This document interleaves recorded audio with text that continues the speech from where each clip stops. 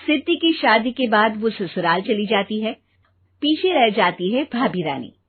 सिद्धि के ससुराल जाते ही भाभी कहती है, अरे वाह जी वाह, सारे कपड़े मेरे। हाय रे पैंट, अरे वाह वाह, मजा आ जाएगा। अरे ये सिद्धि की अलमारी के सामने खड़े होकर क्या बड़बड़ा रही है? जाकर देख मेहमानों को विदाई की मिठाई मिली कि नहीं। अब हाँ माँ जी, क्यों नहीं, लेकिन पहले कपड़े तो बदल लूं। अब रानी आ जाती है सिद्धि के उन कपड़ों में जो वो ससुराल जाने से पहले घर छोड़ जाती है। अरे रानी, कुछ दिन रुक जाती। अरे ये तो सिद्धि बिटिया को मैंने ही दिया था, बड़ा ही फबता था उस पर, तुझ पर तो कुछ खास नहीं लग रहा। अब वो ना मेरे सारे कपड़े गीले थे तो सोचा पहन लूं। वैसे भी सिद्धि को कौन सा भी पुराने आउटडेटेड कपड़ों को पहनना है। वैसे भी ये सूट तो मैंने तभी पहना था, वैसे खास है भी नहीं ये। हाँ ठीक है, लेकिन ना मेरी सिद्धि पर तो जमता था। सारे मेहमान चले जाते हैं और सिद्धि ससुराल से मायके पहली बार आती है। अपना घर, अपना कमरा, अपनी अलमारी। ये बोलकर जैसे ही सिद्धि अलमारी खोलती है तो सामने उसके कपड़ों की जगह कुछ और ही रखा होता है। माँ, जरा कमरे में तो आना। सास और रानी वहां पहुंच जाते हैं। रानी ने पहनी होती है सिद्धि की जींस और टी शर्ट। अरे भाभी, ये क्या? ये तो मेरी बड़ी ही महंगी टी शर्ट है, इसे आपने घर में क्यों पहनी है? अरे बहुत मिलती है दीदी ये चौक की मार्केट में, 150 में।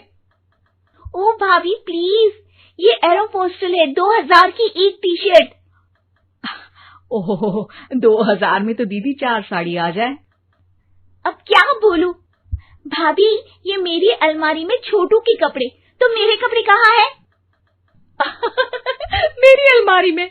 अब दीदी आपको कौन से पुराने कपड़े पहनने थे? माना भाभी, लेकिन मैं जब घर आती तो यही सब पहनती ना। अरे तुम तो बड़ी कंजूस हो दीदी। खैर, वक्त आता है जब सिद्धि ससुराल के लिए रवाना हो रही होती है। अरे रानी, अंदर से सिद्धि का गिफ्ट ले आ, लड़की पहली बार ससुराल से मायके आई है। रानी अंदर जाती है और एक सिंपल सी साड़ी लेकर बाहर आ जाती है। ये लीजिए माँ जी। सास बेटी को गिफ्ट देकर ससुराल भेजती है। अगले दिन रानी एक सुंदर सी साड़ी पहनकर सामने आती है। अरे रानी, ये तो वो साड़ी है जो मैंने सिद्धि को देने के लिए दी थी जब वो ससुराल ले जाती, लेकिन ये तूने कैसे पहन ली? अरे माँ जी, ये साड़ी तो मुझे बहुत पहले से ही पसंद थी, लेकिन चिंता ना करिए, मैंने सिद्धि के लिए भी अच्छी सी साड़ी दी है। हाँ। तभी सिद्धि का फोन आता है। क्या माँ, कुछ अच्छा तो दिया होता ससुराल ले जाने के लिए। अरे पहले दिखा दिया होता। ये चमकते हुए पैकेट में नौकरानी वाली साड़ी मत दिया करो माँ। अरे बेटे, वो तेरी भाभी ने ना गलती से उससे पैकेट बदल गया। हाँ, मैं कल ही तेरे भाई के हाथ से तेरा वाला पैकेट भेज दूंगी। अरे रहने दो माँ, आई एम श्योर भाभी ने अभी वही साड़ी पहनी होगी जो तुमने मेरे लिए रखी थी। तुम तो समझ नहीं पाई उनको। खैर छोड़ो, मैं ज्यादा बोलती अच्छी नहीं लगती, रहने दो, आपको उन्हीं के साथ रहना है, फिर बात करेंगे। सास को रानी पर गुस्सा आ जाता है। वो उसके कमरे में जाती है जहाँ वो शादी का एल्बम देख रही होती है। रानी, मार्केट जाकर एक ऐसी ही साड़ी लेकर आ, कल प्रतीक जाकर सिद्धि के घर दे आएगा। अरे क्यों माँ जी, कितनी साड़ी देनी है दीदी को? यहाँ कोई सेल लगी है क्या? अरे चुप कर, मेरे बेटी के हिस्से की साड़ी खुद पहन ली, अब ज्यादा ज्ञान बांट रही है। एक दिन सिद्धि का फोन आता है। माँ, मेरी सास ने आप सबको खाने पर बुलाया है। सारे लोग सिद्धि के ससुराल पहुँचते हैं। खाना खाकर वो लोग निकल रहे होते हैं कि सिद्धि की सास सभी को गिफ्ट देती है। अरे बहन जी, बेटी के घर का खाना खा लिया, यही बहुत है जो आप ऊपर से गिफ्ट भी दे रही है। अरे बहन जी, आप भी कहाँ इन बातों पर विश्वास कर रही हैं। सास सभी को गिफ्ट देती है, लेकिन रानी को जो साड़ी देती है वो अजीब सी हरे रंग की लाल रंग की बड़ी छाप वाली होती है। अरे छी, ये कौन पहनेगा? सासू माँ को तो जरी वाली इतनी सुंदर, और मेरे लिए ये नौकरानी वाली। अरे भाभी, दरअसल मैं जब भी घर आती थी आप वापसी में ऐसी ही साड़ी देती थी ना, तो माँ ने सोचा कि आपको आपकी पसंद की ही साड़ी क्यों ना दी जाए। बेचारी रानी, बोलती भी तो क्या। सिद्धि और सास रानी का चेहरा देखकर हंसने लगती है, तो रानी समझ जाती है कि अपने ही बिछाए जाल में वो फंस चुकी है।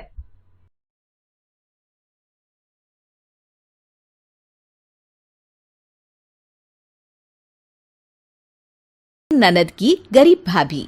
रीना एक मध्यम परिवार की लड़की थी, लेकिन उसकी भाभी शिवानी एक बड़े घर की बेटी। शिवानी की शादी अभिषेक से लव मैरिज थी। अरे भाभी, ये कितना अच्छा सूट पहना है आपने, काश ऐसा मैं भी पहन पाती। अरे क्यों नहीं रीना, वैसे भी तुम्हारा और मेरा नाप तो एक ही है, जब मन करे पहन लेना। भाभी, आपको आपके पापा ने कितने अच्छे कपड़े गहने दिए हैं।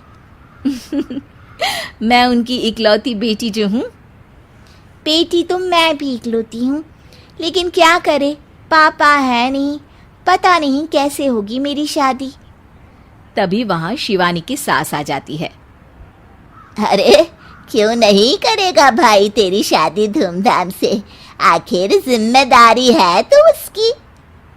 और वो दिन भी आ जाता है जब रीना की शादी तय हो जाती है। अभिषेक, क्या हुआ?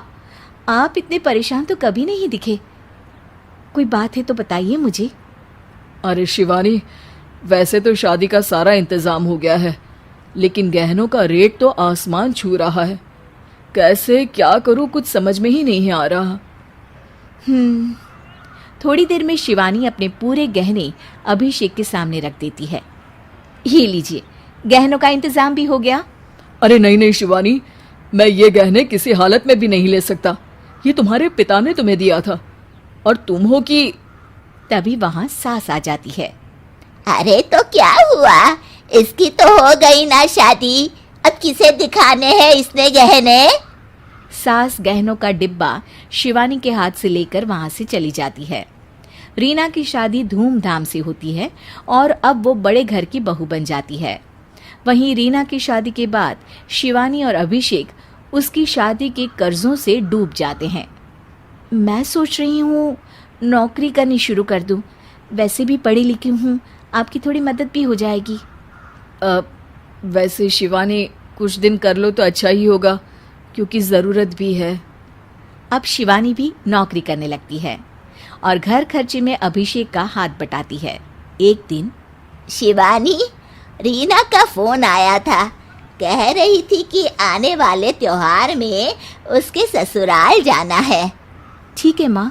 अरे ठीक तो है, लेकिन एक काम कर लेना, उसके सास ससुर से लेकर पूरे खानदान के कपड़े मिठाइयाँ सब ले आना, और हो सके तो रीना के लिए छोटे से कान में पहनने के बूंदे भी।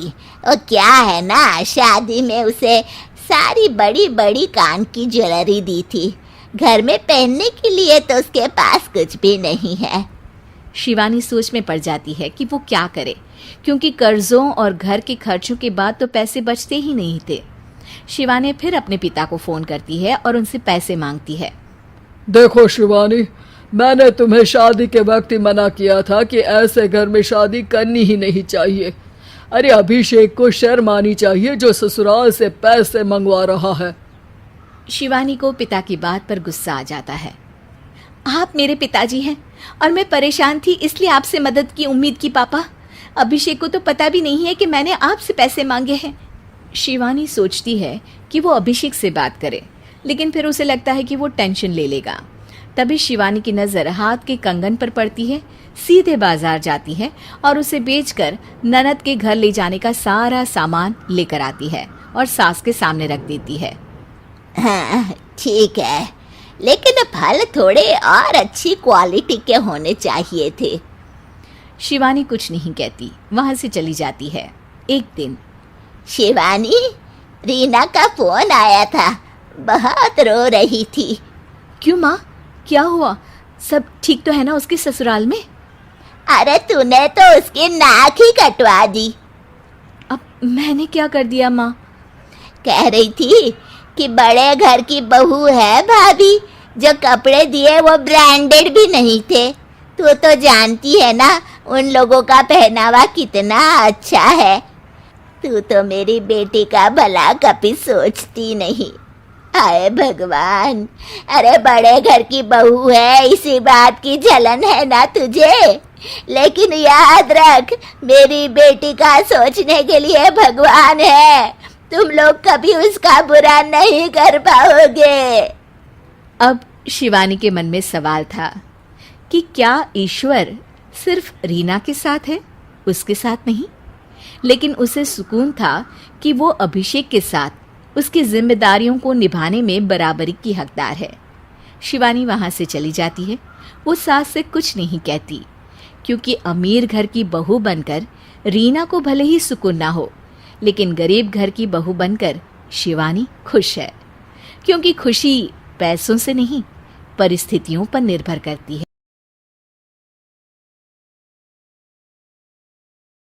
डरपोक सास बहू।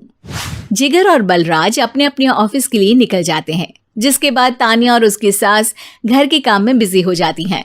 तभी रसोई में से तानिया के चिल्लाने की आवाज आती है। ओए माँ, बचाओ रे, उश, उश, उश, भागो यहाँ से।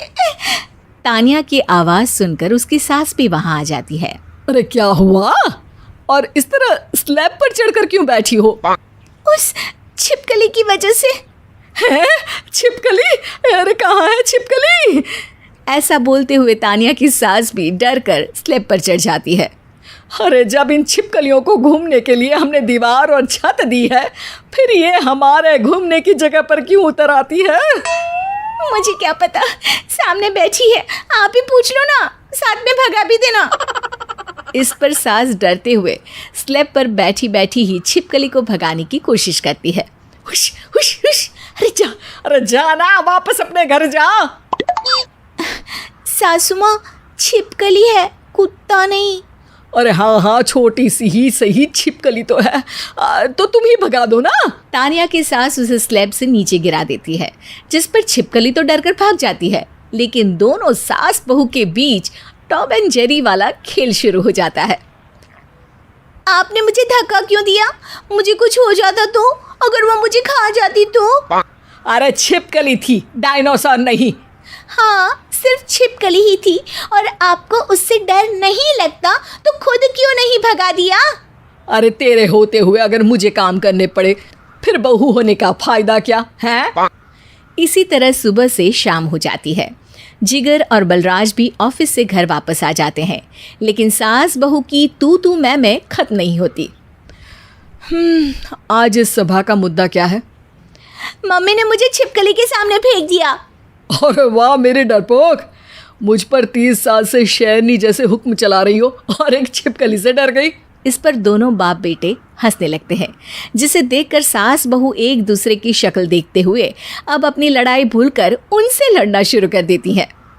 अरे आप ना ज्यादा बत्तीसी ना दिखाओ, नहीं तो शेरनी के एक पंजे से 32 के 32 दांत बाहर निकल आएंगे। अपनी माँ की इस बात पर अब जिगर अपने पापा को देखकर हंसने लगता है। अरे क्यों पापा, आ गया स्वाद। अभी आपको भी आएगा स्वाद। इस पर घर में सास बहू ड्रामा बंद होकर पति पत्नी नौटंकी शुरू हो जाती है, जिस पर तानिया से कहा सुनी के बीच जिगर अचानक चिल्लाते हुए कहने लगता है, कॉकरोच, इतना बड़ा कॉकरोच, हे भगवान, अब हमें इससे कौन बचाएगा? कॉकरोच का नाम सुनते ही दोनों सास बहू सारी लड़ाई भूलकर फुदक से कूदकर पास रखे सोफे पर चढ़ जाती हैं। अरे कहाँ है, अरे कहाँ है कमबख्त? अरे उसे भगाने की जगह अनाउंसमेंट तो ऐसे कर रहा है जिससे 12:40 की आखिरी लोकल है, छूटनी नहीं चाहिए। अरे भलाई का तो ज़माना ही नहीं है। ठीक है भाई, अब मैं आपको बिल्कुल भी नहीं बताऊंगा कि आपके पीछे भी एक बहुत बड़ा कॉकरोच बैठा है। जिगर की बात पर एक बार फिर दोनों डर से उछल जाती हैं, जिसके बाद जिगर और बलराज इसी तरह कभी कॉकरोच तो कभी छिपकली का नाम लेकर उन्हें परेशान करते रहते हैं। अगली सुबह ये दोनों हमारे डर का ऐसे मजाक बना रहे थे जैसे खुद कभी किसी चीज़ से ना डरते हो। ये जिगर ना बचपन में तो चींटी से भी डर जाता था। पर मम्मी, उन्हें डराने के लिए मैं चींटी तो नहीं पकड़ सकती। अरे पागल औरत, इतना बड़ा होकर क्या वो चींटी से डरेगा? मतलब हमें बदला लेने के लिए कुछ अलग सोचना पड़ेगा।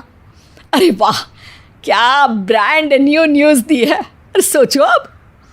दोनों बहुत देर तक जिगर और बलराज को डराने के लिए अलग अलग तरीके सोचती हैं, पर किसी भी अंजाम तक नहीं पहुंच पाती। जिस पर तानिया की सास उससे कहती है, हम उन्हें नहीं डरा सकते, पर अपना डर तो ख़त्म कर ही सकते हैं ना। अगर हमारा डर खत्म हो जाएगा तो फिर वो अपने मज़े के लिए किसे डराएंगे और इसी तरह उनका पचका हो जाएगा। हाँ, नाइस आइडिया। पर मुझे इससे डर क्यों लग रहा है? सास की बातों से डरते हुए भी वो दोनों अपने डर को ख़त्म करने के मिशन पर लग जाती है, जिसमें पहला कॉकरोच सामने आते ही वो डर कर भाग जाती है। हमसे ना हो पाई। मम्मी, इससे आप ही निपटो ना। अरे क्या आप निपटो, साथ चल, नहीं तो तेरे ऊपर ना छिपकली गिरा दूंगी। हाँ बस, हाँ, पहले छिपकली पकड़ कर तो दिखाओ। अरे यार चल ना।